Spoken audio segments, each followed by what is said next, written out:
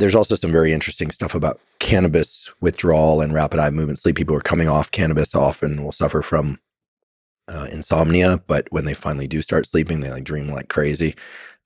Cannabis is a very controversial topic right now. Oh yeah, I saw that. What happened? There's a bunch of drama around episode you did on cannabis. Yeah, we did an episode about cannabis, talked about the health benefits and the potential risks, right? It's neither here nor there. Depends on the person, depends on the age, depends on genetic background, a number of other things. We published that episode well over a year ago, and it had no issues online, so to speak. And then a clip of it was put to X, where, the real action occurs, as you know, your favorite spot. The 4-ounce gloves as opposed to the 16-ounce gloves. That is X versus Instagram or YouTube.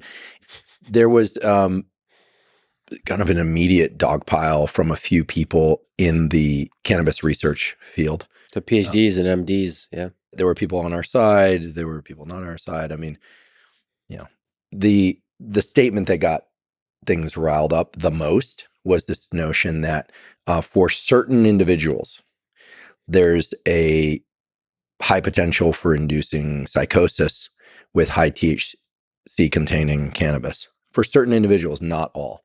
That sparked some issues. There was really a split. You see this in different fields. There was one person in particular who came out swinging with language that, in my opinion, is not like of the sort that you would use at a university venue, especially among colleagues. But that's fine. We're all grown-ups. Well, for me, from my perspective, it was strangely rude. And it had an air of like elitism that, to me, was at the source of the problem during COVID that led to the distrust of science and the popularization of disrespecting science, because so many scientists spoke with an arrogance and a douchebaggery that I wish we would have a little bit less of. Yeah, it's tough because most academics don't understand that people outside the university system are they're not familiar with like the inner workings of science and the culture, and so you have to be very careful how you present when you're a university professor. And when he came out swinging at some a 4-letter word type language, and he was obviously upset about it. So I simply said what I would say anywhere, which was, "Hey, look, you come on the podcast, let's chat. And why don't you tell me where I'm wrong and let's discuss." And fortunately he agreed. And initially he said, "Well, no, how can I be sure you're not going to misrepresent me?" And so I said, we got on a DM, then an email, then eventually phone call, and just said, "Hey, listen, like, you're welcome to record the whole conversation. We've never done a gotcha on my podcast, and let's just get to the heart of the matter. I think this little controversy is perfect kindling for a really great discussion."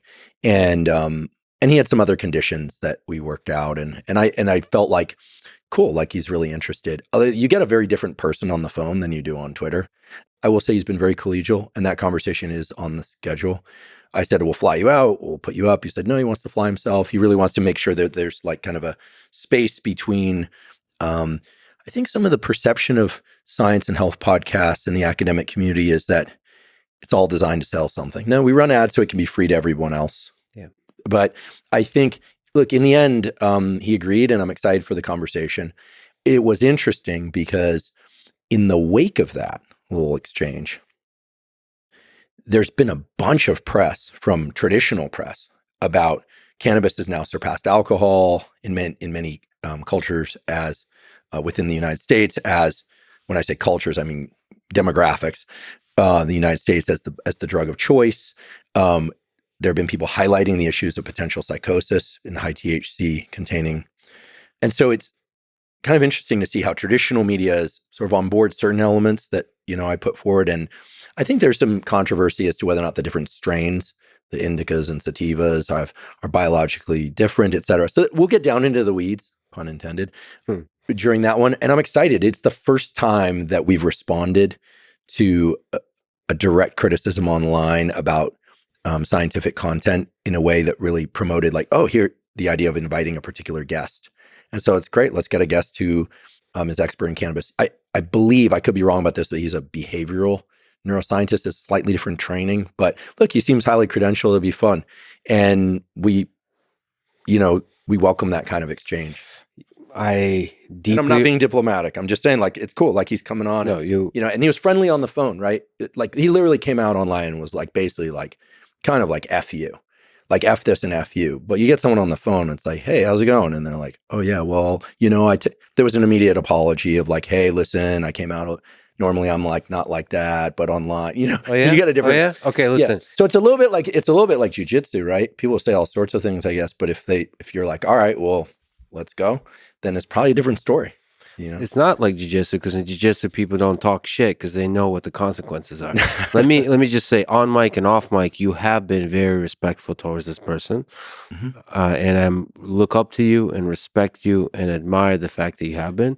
That said, to me, that guy was being a dick, and when you graciously, politely invited him on the podcast, he was still talking down to you the whole time.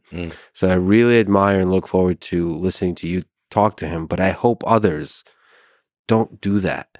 Like, you are a positive, humble voice exploring all the interesting aspects of science. Like, you want to learn.